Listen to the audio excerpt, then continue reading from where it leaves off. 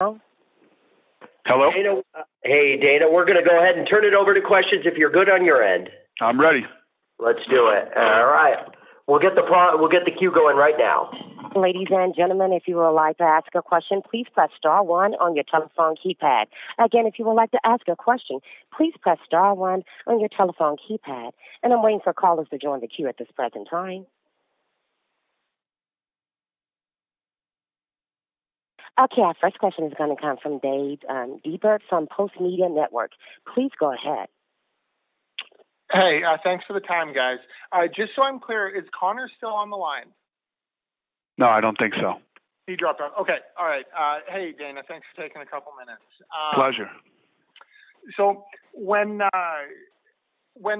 James Toney came into UFC, everyone agreed, or the consensus anyway, was that the result, Randy Couture winning, was pretty inevitable.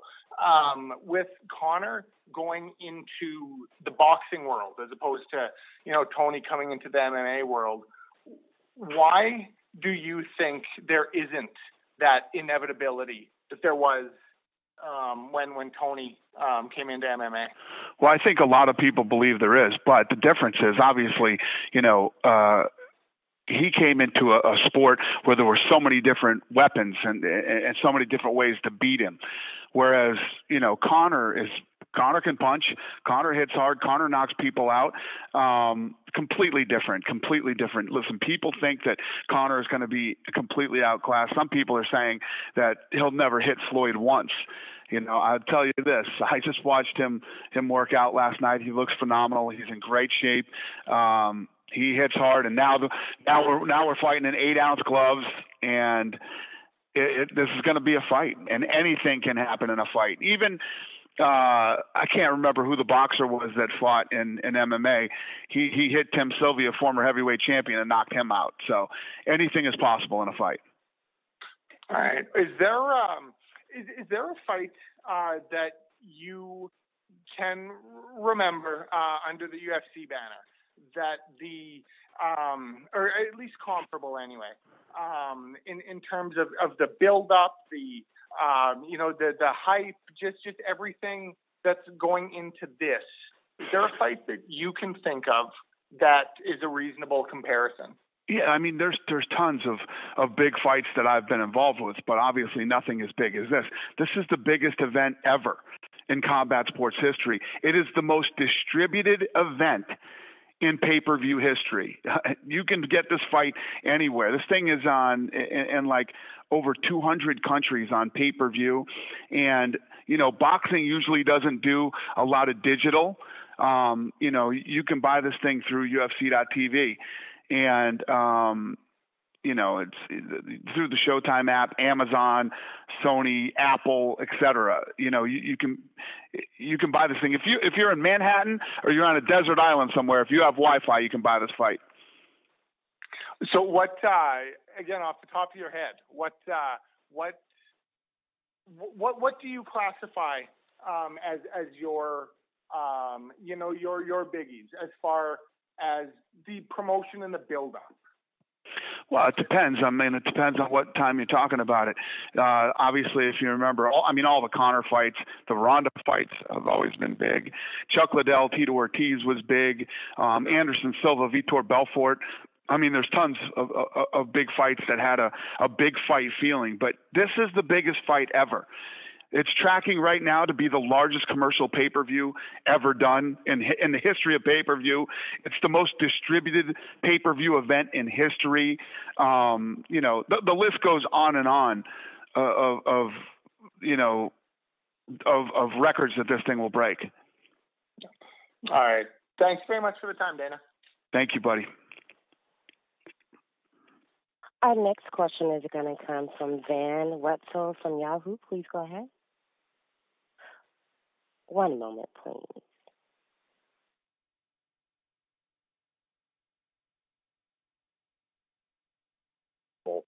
And Your line is live, Mr. Wetzel. I'm sorry. Please go ahead. Can you hear me now? I can hear you. Hey, Dana. Hey. Conor was talking earlier about how he sometimes envisions things or wishes people would envision what is impossible or that they think is impossible. And obviously winning this fight would be one of those to his critics. But I was wondering, you've dealt with him and through his career, he's done things like, demand that he'll be the first to hold 2 titles at the same time. He obviously got this fight done. What is it like dealing with a personality like that where a guy's not satisfied ever and is always pushing for more and things that seem, I'm sure at some point seemed either impossible or not allowable to you? Yeah, I love it. I mean, that's why I call the kid the unicorn.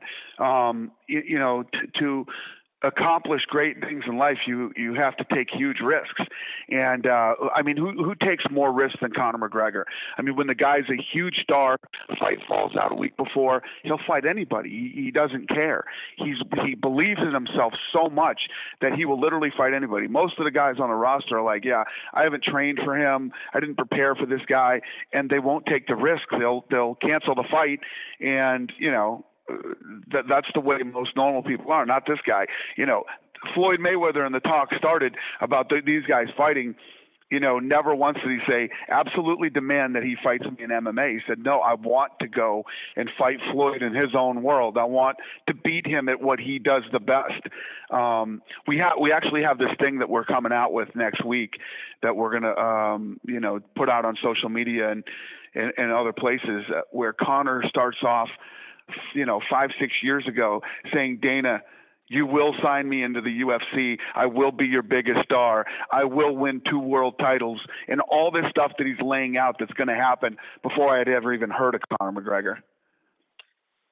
So just 2 quick things. Do you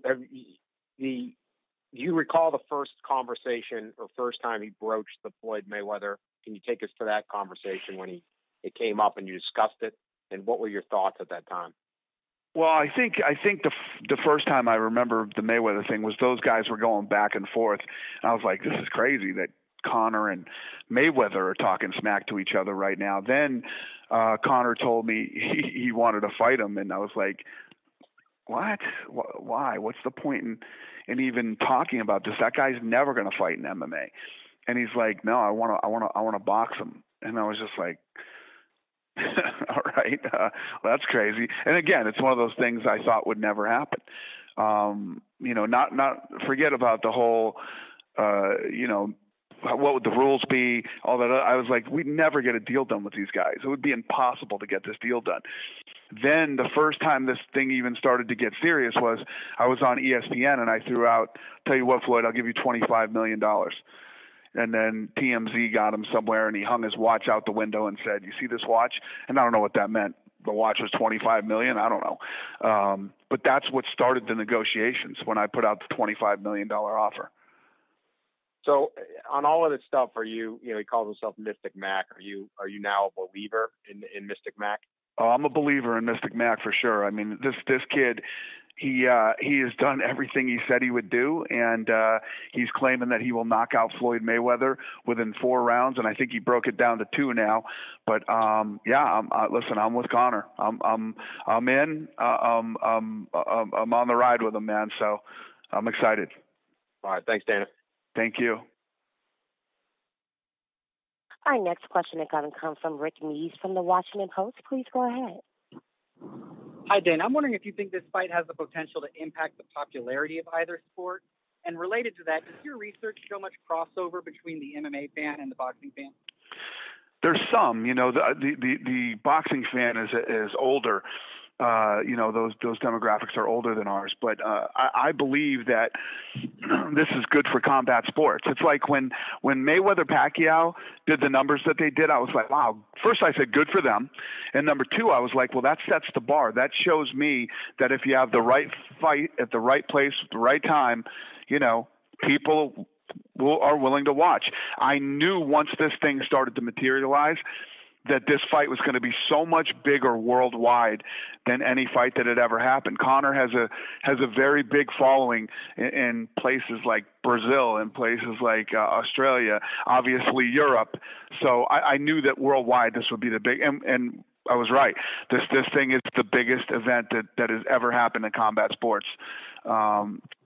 this fight will reach over 1 billion homes worldwide. So it could help both sports. Could it hurt either sport, depending on what the outcome is? I don't think it hurts either sport. I think this is one of those cool situations where two guys are willing to take the risk to fight each other. And I think that, this thing has captured the imagination of people. I mean, that's how this fight was built. This fight was really built through the fans and the media. Thank you very much, Dana. Thank you.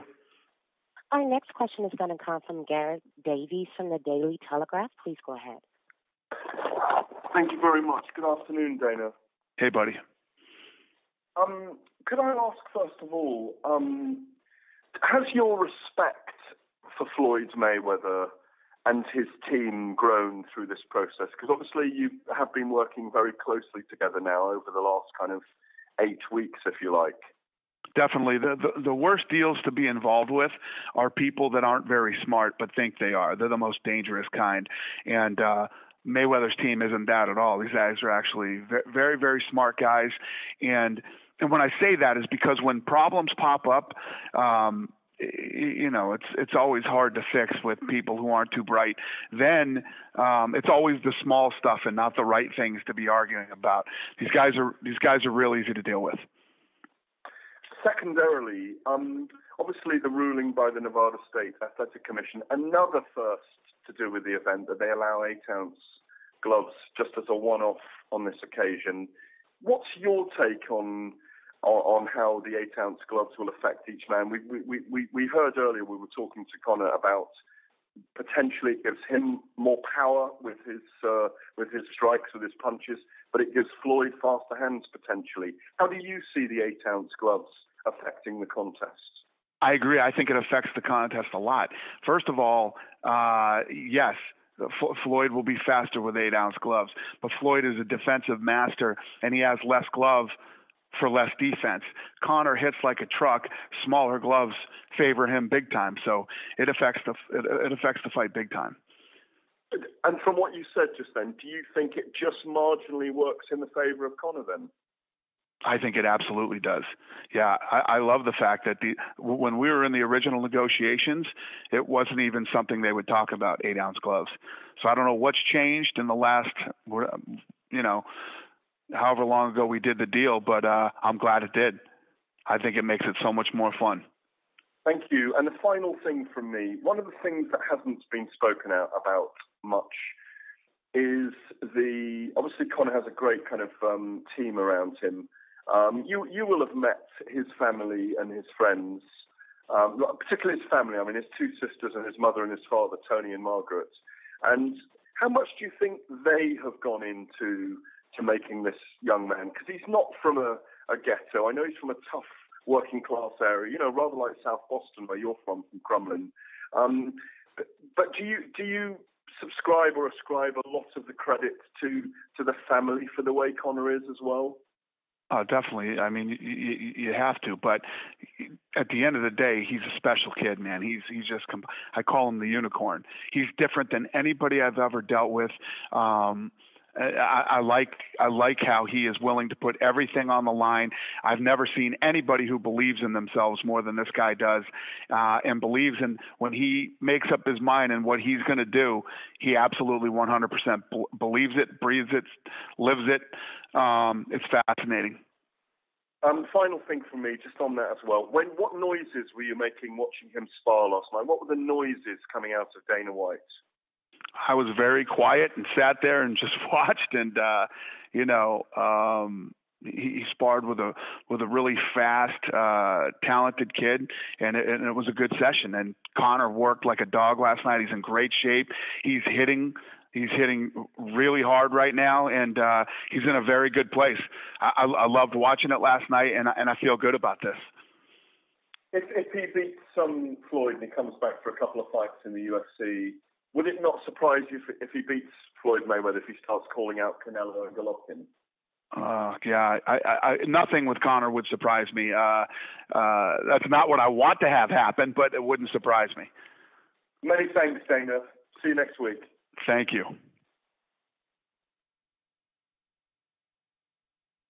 Our next question is going to come from Dan Shapiro from the Huffington Post. Excuse me. Please go ahead. Dana, can you hear me there? Yep. Hi. Okay, great. A couple of years ago when Conor fought Chad Mendes, he tried to bet you and Lorenzo a couple $1 million that he would knock Chad out. Conor's dealing with a much more serious bankroll this time around. Has he come out and tried to bet you anything that he's going to fulfill this 2 to 4 round prediction? No, he hasn't tried. Hey, listen, I'm on his side on this thing. I want him to win. I expect him to win. I expect him to knock Floyd Mayweather out. So no, there was nothing. Not that I didn't think that he could beat Chad Mendes, but it's not like I'm going to bet against another one of my guys. Which, by the way, we didn't make that bet, but we did pay him. Okay, and then. It was ruled today that you guys are going to be an official promoter for this event. So what additional leverage does that give you guys? How else are you able to now help push this, as you said, to 1 billion homes worldwide? Yeah, I think that we've done a good job at working with Showtime, and that they do the things that they're good at. We do the things that we're good at, and it really helped. There's a lot of things that boxing doesn't do. For instance, most of the times you're dealing with a network. Networks aren't too excited to go, OTT. So it's not a big thing that they're into. We have the capabilities. We do it all the time, and I believe we're one of the best to do it. And the numbers are tracking huge. We're going to do the numbers that everybody has been talking we're going to do. The line in Vegas is the over-under is 4.9 million. Everything is tracking right now to say that we're going to kill this thing. So it's looking really good. And then a little bit off topic, now it was announced yesterday that you're going to have Tony Ferguson and Kevin Lee fight for an interim belt. That would actually fall within a year since Conor won the belt. So is there a particular reason why you guys are rushing into the interim business again? No, because the thing is Conor has told me he's going to fight again this year, and but I don't know what's going to happen. You can't put these guys on the shelves all this time. We'll see what happens with this fight, and that fight's going to move forward, and we'll see what's next for Conor. And is that scheduled to be the main event of UFC 216? We don't know that yet. We haven't finished building the card. Sure. Thank you. Thank you. Our next question is going to come from Salvador Rodriguez from ESPN Deportes. Please go ahead. Hello, Dana. How are you? I'm great. How you doing? Doing good, thank you. I have a question. How much money do you expect to Conor McGregor make that August 26th? The final number. How much do I think he's going to make? Yes. Well, it depends on what the fight does, but Conor's going to make a lot of life-changing money that'll change his family's life forever. That's okay. Thanks so much. Thank you, sir.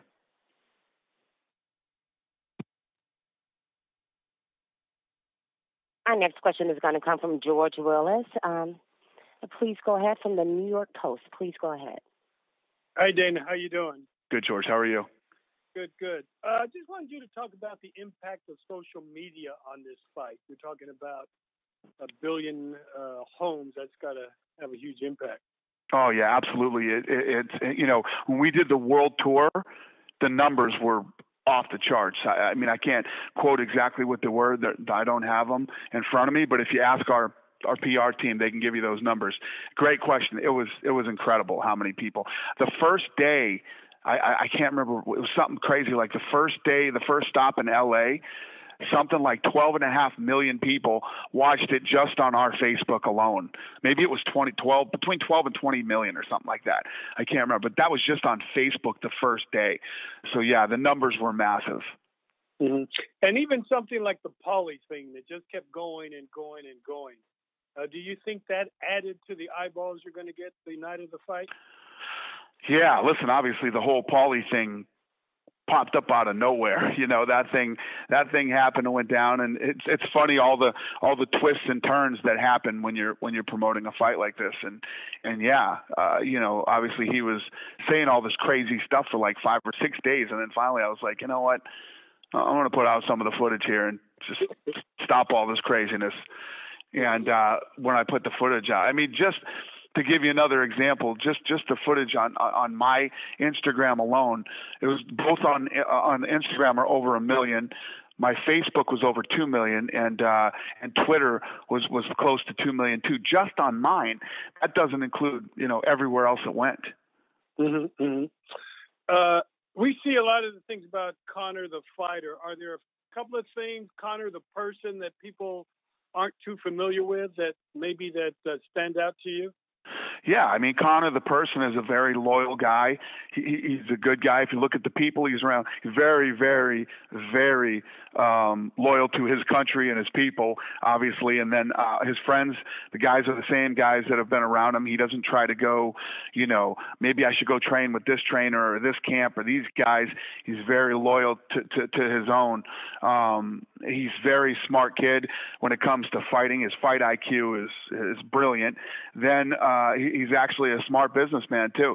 Kid's made a lot of really good decisions, and even when he deals with us, he's a very bright guy. Yeah, he likes to. Floyd likes to say that Conor stole his blueprint. Do you think he did? Stole his blue? No, the thing is that's scary is in a lot of ways I think they're very similar guys. It's not like you can just go out and say, hey, I'm going to act like this guy or I'm going to act like that guy. Conor is who he is. Every city he goes, he's in a different Bentley or a different Rolls Royce, or you